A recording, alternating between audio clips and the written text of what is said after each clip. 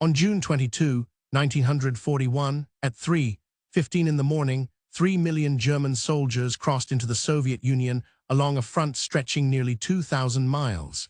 It was the largest land invasion in the history of warfare, and it would set in motion the most destructive conflict ever fought. Hitler had always regarded the Soviet Union as his ultimate enemy. In his ideology, the Slavic peoples were racially inferior, and the land they occupied, what he called Lebensraum, or living space, was Germany's rightful destiny. The Soviet Union was also, in Hitler's view, the center of international Bolshevism, a system he considered a mortal threat to European civilization. The invasion was not merely a military campaign. It was a war of annihilation, planned and executed as such from the very beginning. The plan was called Operation Barbarossa, named after the medieval Holy Roman Emperor Frederick Barbarossa. It had been in preparation since July 1940, immediately after the fall of France. Hitler and his generals believed the Soviet Union would collapse within weeks, at most, a few months. Stalin's purges of the Red Army Officer Corps in the late 1930s had gutted Soviet military leadership. The Finnish Winter War had exposed serious weaknesses. Germany's war machine was the most formidable in the world.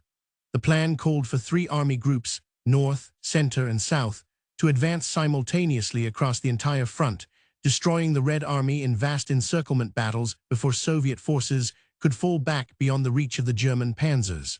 What happened in the first days appeared to confirm every German assumption. The Luftwaffe destroyed more than 200 Soviet aircraft on the ground in the opening hours, many of them lined up in neat rows at forward airfields.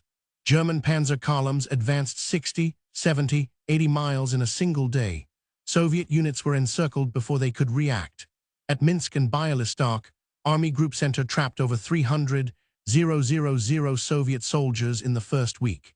At Kiev, in September, the largest single encirclement in military history captured more than 600,000 men. By the end of 1941, the Soviet Union had lost over 4 million soldiers, killed, wounded, or captured. The numbers were almost incomprehensible, but the Soviet Union did not collapse. Stalin, after a brief period of apparent paralysis following the invasion, reasserted control. He issued his famous radio address calling the war a patriotic struggle for the survival of the Russian people. The Communist Party mobilized the country's vast industrial base. Factories were physically dismantled and relocated beyond the Ural Mountains, out of reach of the Luftwaffe, and rebuilt and put back into production within months. The T-34 tank, which German crews discovered with alarm was superior to anything in their own inventory, began rolling off assembly lines in increasing numbers. The Soviet Union had the manpower, the territory, and the industrial capacity to absorb losses that would have destroyed any other nation on Earth. Germany, by contrast, was not prepared for a long war. Wehrmacht supply chains stretched to breaking point. Tank and vehicle losses mounted faster than German industry could replace them. The German army had planned for a campaign of weeks. When autumn arrived and the front lines still had not reached Moscow, the strain began to show.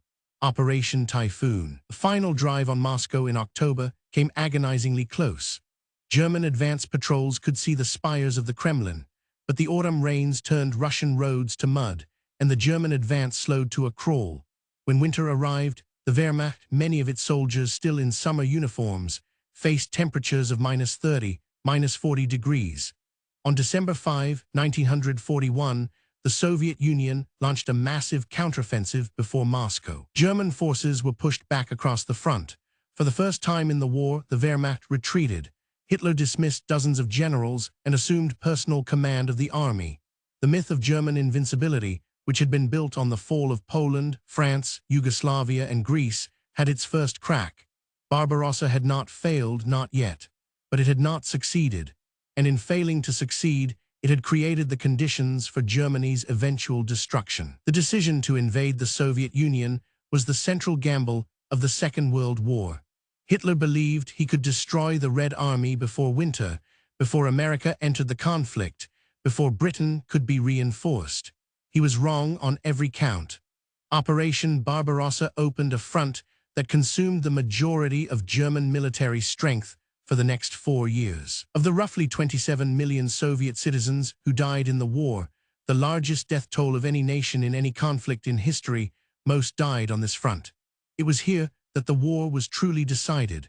Barbarossa tells us something fundamental about the nature of overconfidence.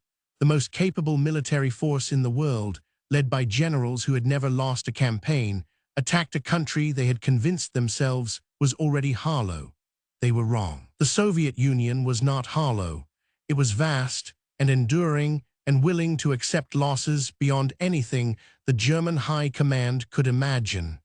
The invasion that was supposed to take 6 weeks took nearly 4 years and ended in the ruins of Berlin.